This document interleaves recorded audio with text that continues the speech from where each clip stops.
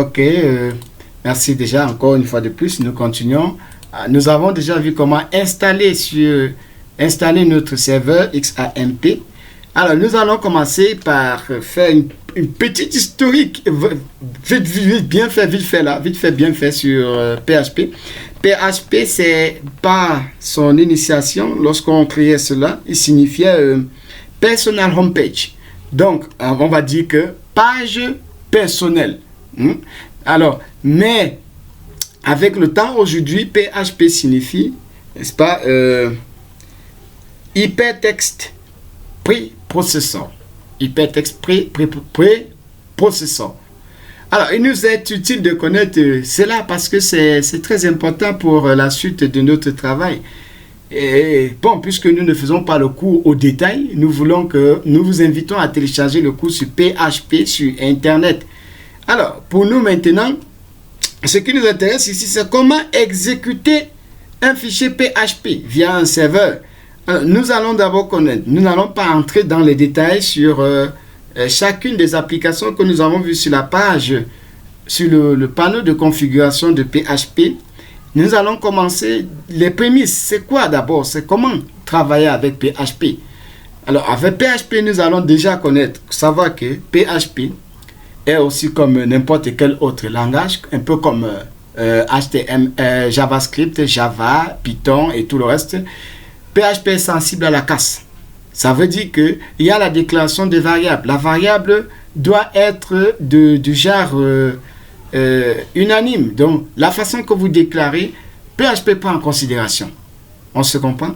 Donc, déjà, nous allons entrer dans notre éditeur de texte pour faire déjà une première chose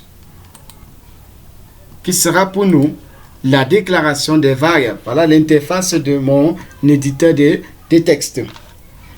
Alors, je vais, n'est-ce pas, commencer par enregistrer ce fichier dans mon document, dans mon dossier de tutoriel. De ce qui se trouve, autre chose, autre donnée, mes tutos, voilà. Et puis je vais créer un dossier ici, je vais faire PHP, voilà.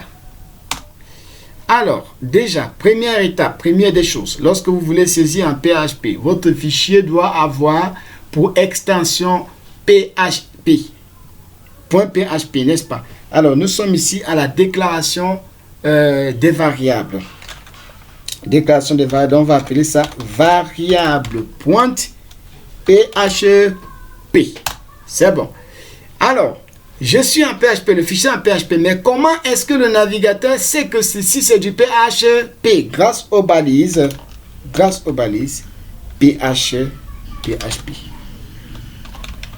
Alors, voici la balise ouvrante du PHP. On met un point d'interrogation.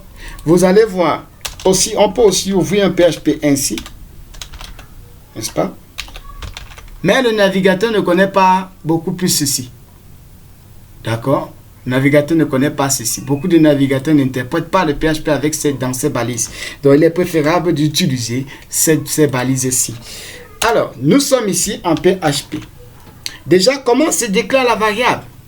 Dans JavaScript, vous avez la forme, le mot-clé var. Ici aussi, vous pouvez utiliser ce mot-clé. Mais les variables se déclarent avec la fonction, avec je vais appeler ça, on va appeler ça encore comment? Le caractère $, n'est-ce pas? $. Si je fais $A, ma variable est A. D'accord? Et je peux utiliser encore un autre truc dont j'utilise le mot-clé var et puis je mets A, $, point. C'est une chose. Alors, si nous partons exécuter, vous avez vu comment exécuter, donc nous allons partir sur notre navigateur et avant cela, on a oublié une étape très cruciale et qui va nous porter préjudice tout à l'heure. Alors, dans notre document, dans notre dossier XAMPP créé par défaut, nous entrons ici dans HTTDocs. Là, nous allons créer un dossier. Ça, c'est notre dossier de travail que nous allons appeler tutos. D'accord? Maintenant, le fichier que nous allons enregistrer, nous allons enregistrer ça dans Tutos. Alors, nous partons, File, Save As. Save As. Nous partons dans Système, XAMP. Et là, nous entrons dans htdocs. Et puis, dans Tuto, nous enregistrons ces variables là-bas. Et c'était bon. D'accord? Si vous enregistrez en dehors du dossier, du document, ou bien en dehors de cette étape, le navigateur ne va pas lire. Il faut qu'il se retrouve dans le dossier XAMPP et dans son second dossier qui est htdocs. Vous créez un dossier là-bas où vous allez travailler. Alors, voici ce que nous avons fait. Nous sommes déjà à cette phase-ci. Nous voilà la variable. Comment lire cette variable? N'est-ce pas? Alors, comme d'autres, comme tout langage de programmation, il faut donner un type à la variable. On a le type entier, le type chaîne de caractères, le type réel, le type booléen, et tout ça. Tous ces types-là, nous avons ça aussi ici. Mais, ce n'est pas très important comme dans Java. Comme dans JavaScript, de même que dans JavaScript, où nous déclarions seulement avec les fonctions de base comme parseInt et parseFloat.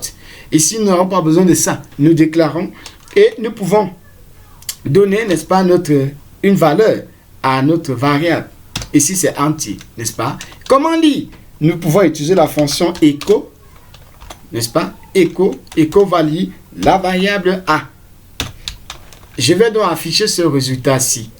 Bon, nous commençons d'abord par effacer cela. Nous allons cacher d'abord, excusez, et nous allons exécuter ça ici. Nous écrivons localhost, localhost, le nom du serveur, n'est-ce pas? Maintenant, qui doit aller dans le dossier tuto. Donc, on va écrire tutos. Et dans tutos, il doit chercher le nom de notre fichier que nous avons appelé variable. .php. Et voilà le chemin d'accès. On valide et celui-ci doit nous donner, on nous dit quoi ici? Pas syntax unexpected var. Et bon, lui ne connaît pas la fonction var. C'est ça qu'il a en train de nous dire. Alors on va le dégager quoi. Donc, ne mettez donc pas cette fonction-là. C'était juste un essai. Alors, on vient vérifier. Vous voyez, ça s'efface. Mais ça ne lit pas variable. Comment afficher la valeur de notre variable? Nous allons venir donc utiliser la fonction echo $, et c'était bon. Et là, on valide. Ça nous affiche la valeur, le contenu de notre variable. D'accord? On peut aussi utiliser la fonction print aussi, qui peut afficher notre variable A. Voilà, vous voyez? Là, on n'a pas de à la ligne. Hein. On écrit tout ça dans la volée comme ceci. D'accord? Maintenant, vous pouvez combiner les outils mathématiques, plus, moins et tout le reste. Alors, nous pouvons déclarer notre variable B qui va prendre la valeur 2, par exemple. Et puis, on va faire opération que la somme sera égale à A plus B.